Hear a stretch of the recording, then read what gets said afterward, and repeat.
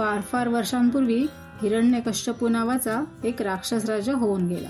त्याच्या पत्नीचं नाव कयादू होते. ती विष्णू भक्त होती.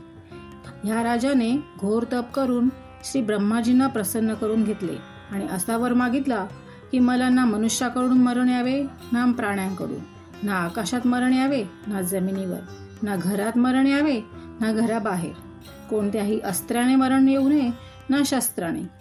यावर ब्रह्मदेव म्हणाले, तथास्तु. झालं. राक्षसाचा समज झाला की तो आता अमर झाला आहे. या वरदानामुळे आधीच राक्षस असलेला तो फारच उन्मत्त झाला. कोणाचंही ऐकेना. सर्व देवांना, मानवांना त्याने सळो की पळो करून सोडले. त्याच्या अत्याचाराने सर्व त्रस्त झाले. अशा दुराचारी राक्षसाच्या घरात प्रल्हादाचा जन्म झाला. तो श्रीहरींचा बालभक्त होता. सतत त्याच्या तोंडातून नारायण मंत्राचा जप चालू असे. ही गोष्ट हिरण्यकश्यपूला समजली. त्याला भयंकर संताप आला. राक्षस श्री विष्णूला आपला शत्रू समजत आणि त्याचाच मुलगा विष्णूचं नाव प्रेमाने घेतोय असं पाहताच तो क्रोधित झाला. प्रथम त्याने प्रल्हादाला समजवायचा प्रयत्न केला, पण काहीच उपयोग झाला नाही. मग त्याने त्याला शिक्षा देण्याचे ठरवले. राक्षसांच्या शिक्षाही भयंकर. त्यांनी त्याला बांधून ठेवले, गरम तेलात सोडले, पण प्रल्हादावर त्याचा काहीच परिणाम झाला नाही. त्याचं नामस्मरण चालूच राहिले, नारायण नारायण. नंतर राजाने शिपायांना आज्ञा दिली, प्रल्हादाला उंच कड्यावरून फेकून द्या. शिपायांनी राजाज्ञेचं पालन करत त्याला उंच पर्वतावरून खाली फेकून दिलं. पण नवलच झालं. त्याला श्रीहरींनी अलगदपणे खाली ठेवलं. नारायण नारायण म्हणतच तो घरी परतला. प्रल्हादाला सुखरूप पाहताच राजा क्रोधायमान झाला आणि त्याने आपली बहीण होलिका हिला आपल्या मदतीसाठी बोलावलं.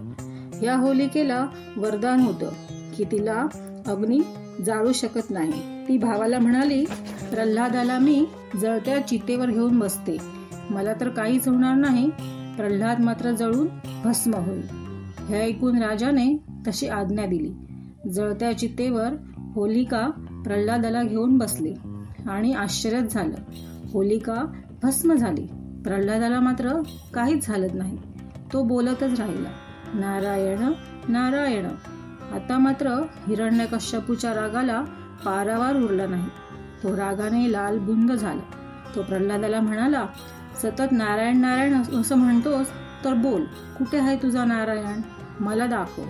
प्रल्हाद नम्रपणे म्हणाला, मला तर तो सर्वत्र दिसत आहे. इथल्या प्रत्येक वस्तूमध्ये मला तो दिसत आहे. यावर राजाने विचारलं, ह्या खांबात पण आहे का नारायण?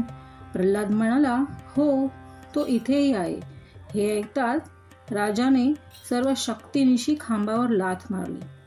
प्रचंड आवाज करत खांब दुभंगला आणि त्यातून एक महाभयंकर असं रूप घेऊन श्री नारायण प्रकट झाले. तो नरसिंहाचा अवतार होता. त्याचं डोकं प्राण्याचं होतं आणि शरीर मानवाचं. त्याची नखं लांब लचक आणि टोकदार होती. हे भयकारी रूप पाहून राजा घाबरून पळू लागला. पण नरसिंहाने त्याला पकडलं आणि दरवाजाच्या उंबरठ्यावर आपल्या मांडीवर त्याला घेऊन बसला. हिरण्यकश्यपूला वरदानाचं स्मरण झालं.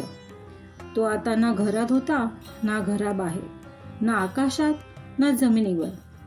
मारणारा ना पूर्ण मानव होता, ना श्वापद. त्याच्याकडे ना अस्त्र होतं, ना शस्त्र होतं. नरसिंहाने आपल्या टोकदार तीक्ष्ण नखांनी त्या राक्षसाचं पोट फाडून टाकलं आणि त्या दुर्जनाचा वध केला. प्रल्हादही हे रूप पाहून खूप घाबरला. तेव्हा नारायण नरसिंहाचं रूप त्यागून मूळ स्वरूपात प्रकट झाले आणि प्रल्हादाला आशीर्वाद दिला. ह्या गोष्टीपासून दोन गोष्टींचा बोध होतो. एक, की आपण प्रेमाने आवडीने देवाचं नाव घेत राहिलं तर देव कायमच आपल्या सोबत असतो.